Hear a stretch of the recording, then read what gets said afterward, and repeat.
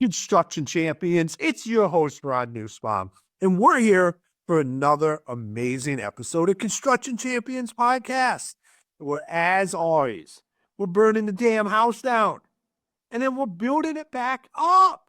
That house is your personal life, your relationships, your business, anything around what you are currently doing with your life that makes you not a champion. We are here to help you get better at that. So if you like the show, you listen to the show, go follow the show, subscribe to the show. What we find is 90% of our listeners do not like or subscribe to the show, but you guys keep showing up every week because the numbers tell us that. So make sure you go do that. And you guys don't show up for Ron Newsbaum. Ron Newsbaum is, I'm a facilitator. I'm just a catalyst to this. What we do is we bring on amazing guests and we let them help you become the champion you're meant to be. And today is no different. Mike, it is fantastic to have you on the show today. Thanks for having me on, Ron. I appreciate it. Awesome, man. Before we dive into it, why don't you tell all the construction champions out there a little bit about yourself? Yeah, so I started mowing grass when I was 11 years old. And I did that because I was planning to go to college early. So I actually started college when I was 13 years old. And I did so because I thought I was going to become a doctor. Kind of saw that as my way out of my previous family situation with finances. And went through my pre-med at 18 years old. After going to Africa and volunteering over there a bunch, decided the U.S. system wasn't really for me in terms of medicine and surgery. I didn't want to do the same 4 or 5 procedures for the next 40 years of my career or go into hundreds of thousands of dollars in debt with medical school. So the only thing I really knew how to do was mow grass. So that's when I dropped out. I started doing my MBA at night, but then during the day, I started Augusta Lawn Care. And so that was 11 years ago. Fast forward to today, now we have 170 locations around the world. We do lawn care, landscaping, anything green outdoors, as well as Christmas lights. And that's kind of the story in a nutshell. That's awesome, man. 13 years old. This is going to be an amazing conversation. I love 170 locations. Let's dive in there, man. I'm going to ask the $1 million question, and that is, what makes a construction? Is communication chaos holding your construction business back? Emails, texts, and generic tools weren't built for your business. BuilderComs delivers a platform built for construction. Fully branded, custom workflows, and seamless integration, all designed to fix communication for good. From our free forever plan to your own custom solution, we make construction software not suck. Ready to transform your business? Book your free strategy call today. In my opinion, it's you build the systems for the business so that even if you're not there, the business can still operate. Your employees can still get paid. Your customers can still be served. I think a champion is someone that lifts those around them up. So if you look in sports, if you put a champion on a basketball floor, the other 4 people playing, they all get elevated. You look at Michael Jordan's team, Kobe's team that played alongside of them, they all got great contracts even after working with Kobe and working with Michael. And the reason for that is because they were simply around when a champion was born. And so I think a champion, when it comes to a construction champion, the same thing is true. Your employees, your customers, your vendors, your subcontractors, the people you work with, they're all elevated because you are a champion. And so their success is the result of and a testament to you being a champion, not you saying you are. I love it, man. That's a fantastic example of what it is. It'll be, because it is right. Like, those guys got paid just because they were around them. The habits rub off, the culture, the mentality, all of that rubs off on everybody that's around us. But devil's advocate in the construction industry, we tend to have the wrong stuff rub off on those around us. So, how do we use 170 locations? You built a very successful business that has continued to grow. How do you build that where that championship culture is just there? It's difficult. Like, it's like, how do you describe culture? Like, if you look at culture, it's basically a fragment of the word cult. It is what do we abide by? What are the laws of the land? And so you have an American culture, you have a Japanese culture, you have a Chinese culture. These are things that are inbred into us. And so how do you develop that is a very difficult question. And how do you embed that into a team? That champion mindset is the equivalent of like what makes a good coach, what makes a good player. It's just so multifaceted. And so determining what champion means for you is the important part. Like what champion means to me is one thing. That's my goal. It's obviously my definition of success is define that for yourself and then be able to build a business around that. Gives clarity to your team in terms of, what does a champion look like for this business? What does success look like for this business and for this organization? You hit the nail on the head. Like when you say you have to figure out what you want out of that business. I think that's what we miss so much is because we get caught up in all the everybody's like, scale, scale, scale. You got to do this. You got to do this.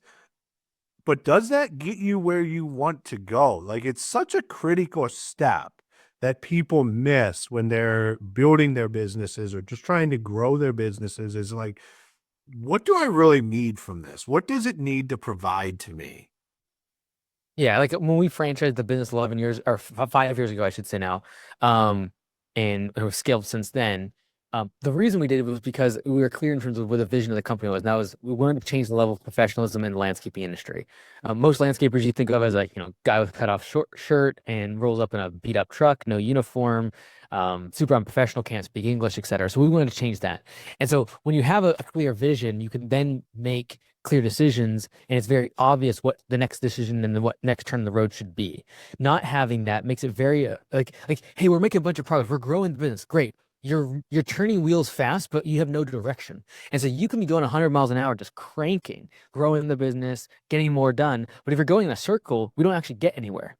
And so having a clear destination is required to actually see real progress, because progress is not the turning of the wheel, it is the progress towards a destination. And so I think clarity around that destination is important, because growth for the sake of growth is insanity. Because usually it requires more liability, more time away from your family, more stress. And so like if you don't have a clarity as to why, most people will give up in that pursuit of something that they've never actually defined. Yeah, no, absolutely. So how did you start to gain some clarity around that as you were, I'm sure when you started out, you didn't have clarity on where you wanted this to be. How did that all start to unfold? Yeah, so I was about 4 years into building Augusta. We were doing around 700, 800,000 annual revenue.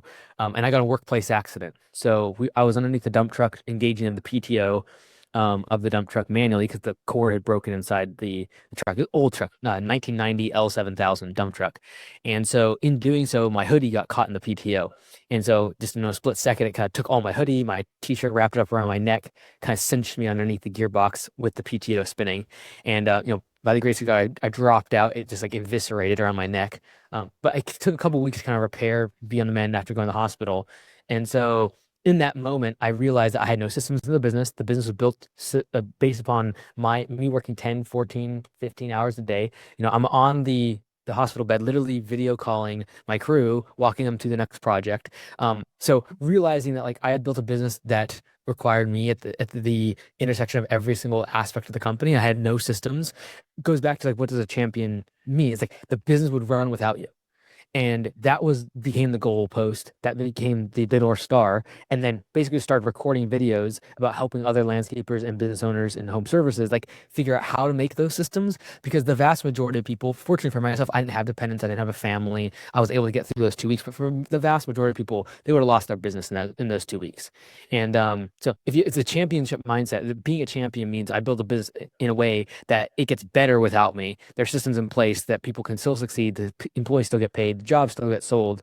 I was not that. And so that was a catalyst for me to realize like I need to change something. And that was when I started creating systems like pay for performance. How do we have a sales system? How do we have scripts around answering the phone? These are the type of things that like create the systems to give you a champion, construction champion in your words, that the business can run without you. Yeah, no, I mean, I love when you say right there is like the team can get better without you. And I'm a firm believer. See, I'm one of my superpowers is like, I don't have to be the guy. Like, I don't necessarily even want to be the guy. I want to find the people that are the people, the person for that, and then let them be great at what they do. But that's such a thing that like business owners have to overcome, especially in construction, is we have to be willing to let go of this stuff and hire the people that are great at it and then let them be better than you ever could be. And we hold on to that so tight. And it just, to me, I watch guys do that and I'm like, this is why you're working 15 hours a day. This is why you're still out in the field. It's because you just won't let go of it. Yeah, and then it's a matter of like, well, how do I get closer to allowing that to happen and feeling comfortable? Because the vast majority of people can justify that premise by saying, hey, like if I don't, it won't get done or it won't get done good enough. And usually they're right. And so it's a question of how do you actually create systems in the business to where once you do let go, it still continues to run. And so that's when it comes down to like, well, then how do I create a system? And it's a matter of like, well, simple and standardized is a lot easier to create a system around than custom and complex. And so I'm constantly trying to avoid things in my business that are complex and things that are custom, where every single time it's done differently. And then I'm also trying to go towards things that are simple and things that are standardized. And so like I don't need to have 10 different types of wall block. I can have two. That's standardization. Right. I say, well, I have really complex jobs, etc. Can we standardize it or can we simplify it? Can we cut out 5 of the different options so there's only 2? This is the type of thing that allows you to then create the systems easier so that when you aren't there, it's easier for someone else to pick it up and do a decent enough job. Yeah, it's about figuring out what you do and then just being great at that. I think guys get way too broad. Like just staying and finding out what you love to do, what you're really good at doing, and then just stick to that and stop taking on stuff you don't do. I love the wall block. Like it's just go down to 2. Like you build a company around how great you are. The customers want to do business with you because of that. They don't care what the 90% of your customers aren't going to care about that specific thing.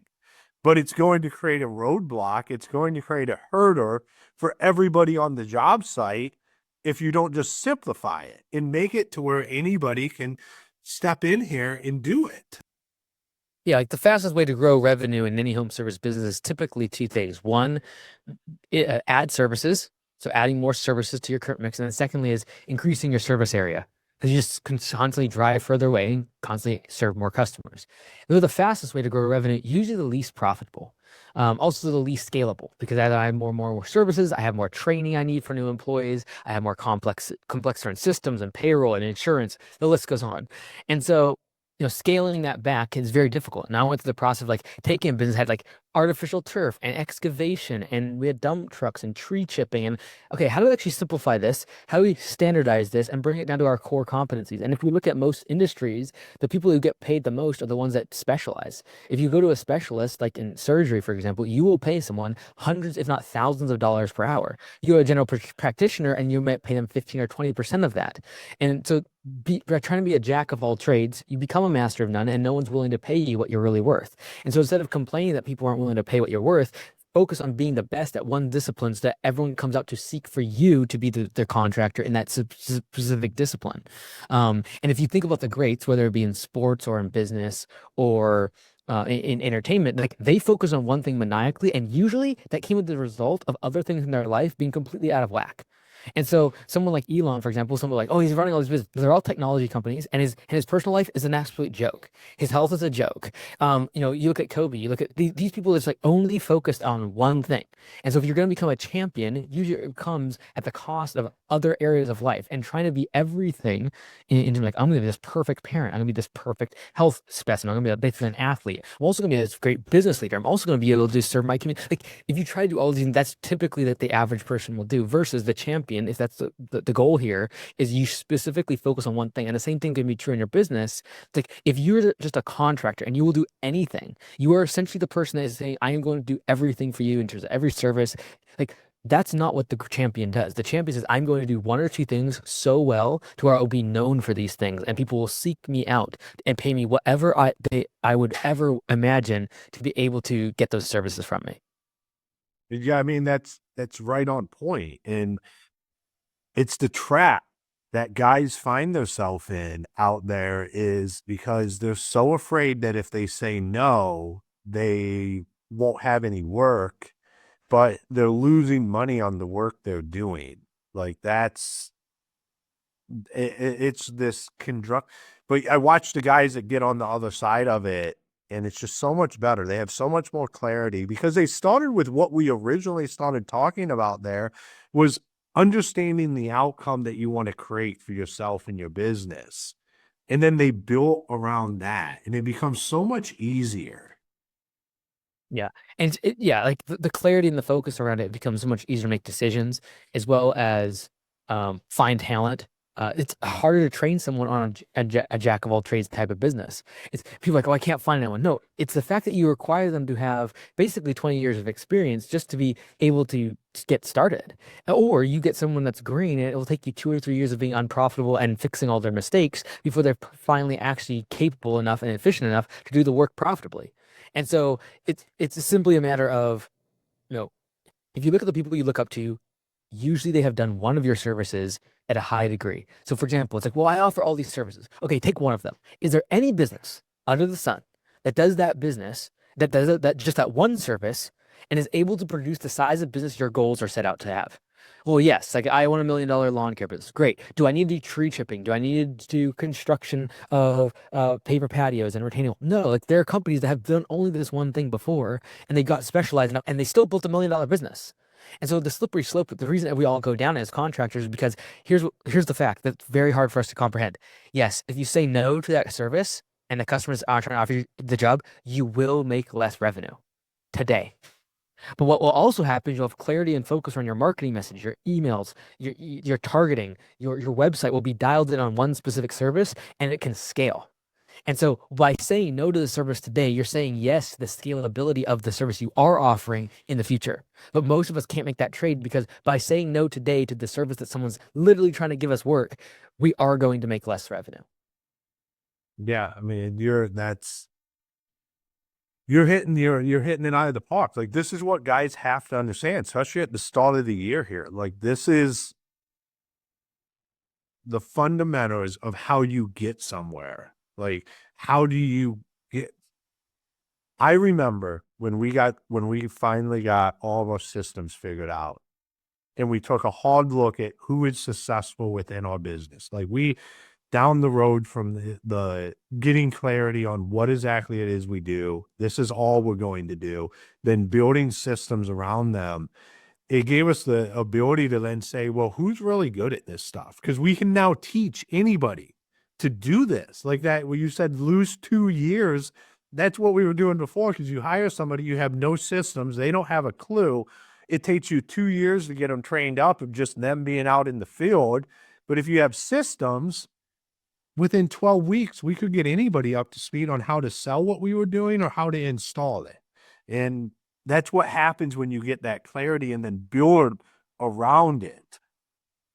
Yeah, and like we can all complain about churn and employees not wanting to work and stuff, but if I can build a business that makes them profitable within a matter of a day or two, even if they stay 2 or 3 months, I'm happy. And so if you look at like the best business models that have simplified across the world, like McDonald's, for example, they're able to get a 16-year-old in there flipping fries, doing burgers or whatever, making $120 per hour and being profitable within 2 days. And so do you think a labor shortage is going to hurt them? Yeah, sure, absolutely. But I can promise you one thing, if someone can be profitable within 2 days, they're going to beat out the competition that's making steaks and very complicated recipes that take a year to make a entry-level prep cook profitable for the business. And so it's like, which one do you want to be? Do you want to be the very custom where I can only have 1 or 2 employees max, or even I have to do everything myself because I'm the only one capable of making the recipe? Or am I going to create systems and procedures so I can get someone entry level profitable within a matter of days instead of weeks, months, or years?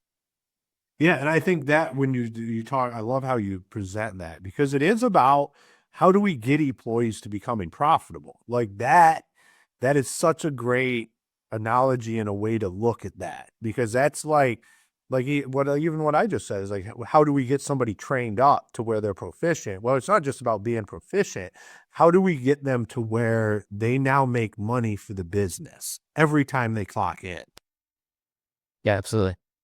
So I was just listening to Hormozy's end of the year thing earlier, and he was talking about plumbers. And if a plumber makes you $400,000 a year, what are you willing to spend to get them in there? And I thought it's a fantastic, like looking about how much money does this person make me? So then it starts to be like, what are they worth to me year over year? Because he's like, if it's a $400,000 investment and every year it makes you $400,000, like who's not going to make that? And thinking about it from this perspective of like, what does that employee actually make this company? And what are they worth to us beyond just their skill set? Yeah, and even just looking at like the time it takes to onboard them, train them, interview them. Like I've worked on the cost the other day of like, what does it actually cost to onboard a new team member? By the time I, send out applications, pay Indeed, pay Facebook, whatever to get the ads, then a percentage of them show up, and I've contacted them all. Then I interview a segment of them, and I offer jobs to some of them, and then some of them decline, some of them accept, and some of them don't show up to their first day of work. And then how long did it take me to train them? And then it slows down my team that would otherwise be producing profitable work. They've got to slow down and train them. How long does it actually cost me as a business owner? And then when you start to talk about tens of thousands of dollars that's actually costing you in hard cost to get someone up to speed, it starts to become a better conversation of like, what's it actually cost me to this whole churn problem? And maybe I should just go ahead and instead of hire for retention. Love that. It's just these are perspectives that we have to look at that I think are utilized. I don't think I know are utilized in other segments, but because we get so confused that we think we're in the construction business, but what we're just in business, and our service is construction, and that's how we have to focus on this. And we can take stuff from other industries, and it does fit within the narrative in the construction industry. Yeah, absolutely. 100% agree. So, I mean, you franchise this out. I know we have a lot of guys, people think that's what they want to do. They think like, let's go. I think we had a cleaning business we were going to franchise out. What has that been like? What would you tell everybody that's sitting there right now that thinks I want to take this nationwide? And what would you tell them? A few things. When I comment, people ask me this a lot now because obviously we franchise and have 107 locations. So like I get asked a lot, and whenever I do, everyone always thinks that my answer is simply trying to keep people away from franchising because it somehow helps me. So if you want to be jaded, yes, I am trying to guard the franchise world, and no one should franchise besides me. But in reality, what I would say to my best friend, if they ask me these questions, I have several parameters because everyone thinks they can scale using a franchise model. It's a completely different business than whatever you're currently doing. So I don't mow grass. I don't do landscaping. I am in the business of training and educating new owners. That's my business. And that's a very different business than the one I used to be in, which is lawn care and landscaping, etc. That'd be the first thing. You're in a completely different business. The second thing I would say is, what's the value proposition of joining your franchise? Why would someone pay you tens of thousands of dollars to join and then hundreds of thousands of dollars over the course of years to stay inside of your system? If there's not very clear value, if you're not able to cut their acquisition costs down, if you're not able to bring them leads, if you're not able to systematize their admin, if you're not able to create branding for them, if you're not able to create marketing material for them, if you're not doing something for them that is proprietary, why in the world? There were over 400 franchises started last year. Only about 5 to 6 of them statistically will get over 100 locations. And usually that's when you need to get to being profitable as a franchisor. And that's what happened to us until we hit over 100. Unless you're going to skimp on service to your owners. So if the owners that you do sign up, if you want to skimp on service, yes, you might be able to be profitable at 20, 30, 40 locations. But if you're actually going to have coaching, you're going to have software, if you're going to actually invest in infrastructure for them, you're going to have 100 locations. And so the reason that franchising gets a bad rap is because literally 90% of the people that start a franchise go out of business. It has a worse success rate than just regular businesses. The vast majority will never even get to 5 locations. And so because of that, the 4 that do join all get burned. And because of that, franchising gets a really bad rap because the vast majority of people join entry-level franchises thinking that all the success they're going to have, they get sold broken promises. And so that's unfortunate, but it is I would say anyone that thinks they want to scale using franchising, you either have a very clear path to 100 locations or a ton of capital to be able to fund the investments required to support the owners. Because if you don't do that, they will leave. And you say, well, I got them in a 10-year contract. Okay, get ready for lawsuits. And so this becomes a very legally challenging game too, because you're licensed and registered in every single state. You have to file audited financials in most of these states. So, like, there's just so much more compliance, and it becomes a much more of a legal relationship with your owners. And so I tell 95% of people they shouldn't. Unless you have a very clear path to get to 100 locations very quickly, I would be very cautious. I think that's fantastic advice. I think you're so right. Like it's a different business. You're doing something completely different. It's one of the reasons we didn't go down that road, because I didn't. That's not where I wanted to be at. Like I did not think like that made sense. It did not align with where I wanted to be at. But I watch people try to go do this stuff, and that's like you said, is like not they have a worse failure rate than most businesses. So what is we're gonna dive into some kind of off-course stuff here just because I'm curious. Is like, Yeah. would it be like somebody that already has a landscape business that you guys are looking to bring on, or is it like people that have never been in the industry? What does that franchisee acquisition look like? Yeah, it's about 50-50. About 50% have never been in the industry, about 50% already have an existing business. We're getting more and more of the people that have existing businesses because we have a flat fee model. So like they pay the same amount regardless if you're making 100 grand a month or 500 grand a month. Doesn't matter. You're paying the same flat $1,200 a month to be in the system. So it makes more and more sense actually the more revenue you produce. So we're getting a lot more of the existing companies to swap over. Um, and then, people that join with no business experience, those are kind of like usually are the most difficult owners. No business experience and no industry experience are basically like, let's get started. If they're starting like, hey, we just love working outside. I'm like, okay, well, that's great. But again, once you start a business, you won't be working outside. You'll be managing people and customers' expectations and marketing and admins. Like, we've really indexed more towards like existing owners in landscaping, realizing, hey, I can just tap into these systems and scale.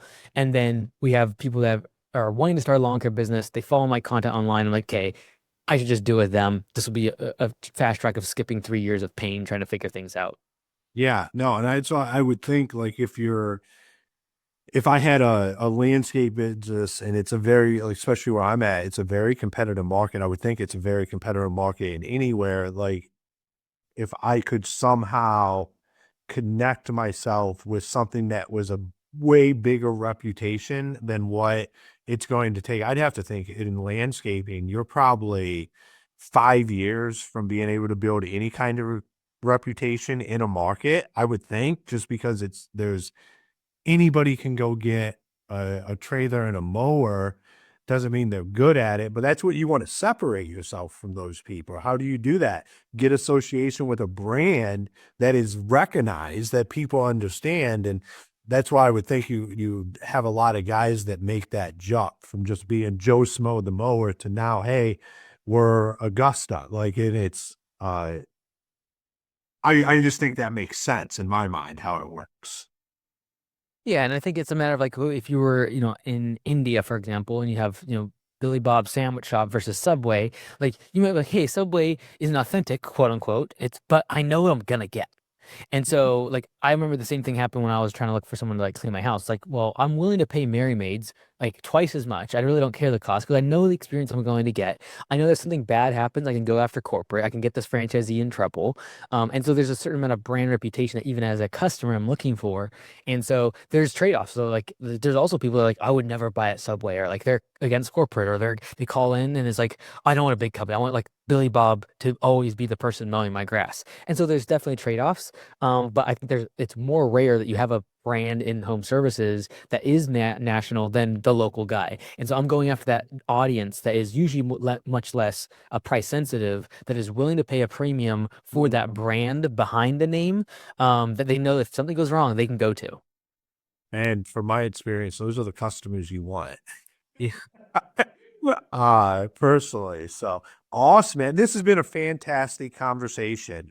For everybody listening out there, if they wanted to connect with you, you've referenced some videos and stuff throughout the show. If they wanted to follow you, do any of that kind of stuff, where's the best places for them to do that? Yeah, YouTube, we make a bunch of content where we go out to home service businesses and try to turn them around. So those are kind of fun to watch. Also, mycandies.com, all my courses are free. So feel free to check them out, whether you're landscaping, if home services, all the courses are free. So just go check them out, and hopefully it's helpful for you. Awesome, man. I love it. Thank you for taking the time and being on the show today. Absolutely. Thanks for having me on, Ron. Appreciate it. Awesome. All right, construction champions, another episode in the bag. Where I'm going to go back to the moment where Mike was talking about getting his hoodie caught in the dump truck in the PTO. And I'm going to ask you, are you going to wait for that moment in your business? Are you going to wait for something to happen? Because it's inevitable. It happens to all of us. I've been laid up multiple times. Are you going to wait for that? If it hasn't already happened, are you going to wait for something like that? Or have you been through it and then you were just like, this isn't going to happen again. It wasn't too bad. Like Mike said, he got through it. He was able to keep going, but the light bulb went off though, that in the future, I don't want to be in this position. I don't want this to work that way. If that's you, like, don't wait for that moment. Don't wait for your hoodie to get stuck in a PTO and you end up in the hospital to realize, I should have been building some systems around this and nobody knows anything that's going on except for myself. I talked to a guy about 2 months ago and he was like, oh yeah, the guy that runs the company, he had all the paperwork, it's all raw, his desk, all the contracts and everything. I said, well, what if he didn't show up? Like, nobody would know where anything's at. No, we don't understand how he fired. Like, it's not even fired. It's just fires. But he knows right where everything's at. I'm like, don't you think that's probably a problem? Like, this is the kind of stuff you guys got to think about. And it's not about just if you get hurt or something bad happens. It's what if you have a shift and you need to do something with the business because your life no longer aligns with it. Well, if it solely depends on you, that business is worthless. Or it's not. It's worth the contacts that you have, and that's pennies on the dollars. Think about this stuff. Like, take a moment. I mean, I thought Mike's story when he talks about that is it hits so hard because I would hate to see any of you guys and ladies listening have an experience like that and then your business goes out of business because of it. Take this advice. Go check out Mike's courses. I love it. Every time somebody comes on here, like, my stuff's free. I love that because that's what it should, like, let's just put it out there. Like, this isn't rocket science. But you're going to have to put in the work and learn the stuff and educate yourself and do it. Like I said earlier, about 90% of the people that listen to our show don't follow or subscribe to it. But on podcasts, it's like 1 or 2% of people that listen to any podcast and do shit after. To me, that's ridiculous. This is the greatest resource. Mike just spent 25 minutes with you, going over amazing things that are going to help your business and not just help your business, help you get to where you're at, gain clarity around that. Don't be afraid to do it. Don't be a statistic and not do it. So construction champions, make sure you check out all of our fantastic sponsors. And until next time, be the champion you were meant to be. Tired of losing track of promising leads? Struggling to convert inquiries into contracts? Build 12 is your solution. Over 30 years of industry expertise tailored for contractors ensures seamless lead management and nurturing. Boost your closing rate with ease. Experience the efficiency today. Download Build 12 and supercharge your business growth. Don't wait, act now. Unlock the potential of property intelligence with HomeTrack. In seconds, generate over 250 data points from a single address using advanced imaging and public data. Streamline property assessments efficiently, saving both time and resources. Enhance your decision-making today. Experience the future of property insights. Engage with HomeTrack now.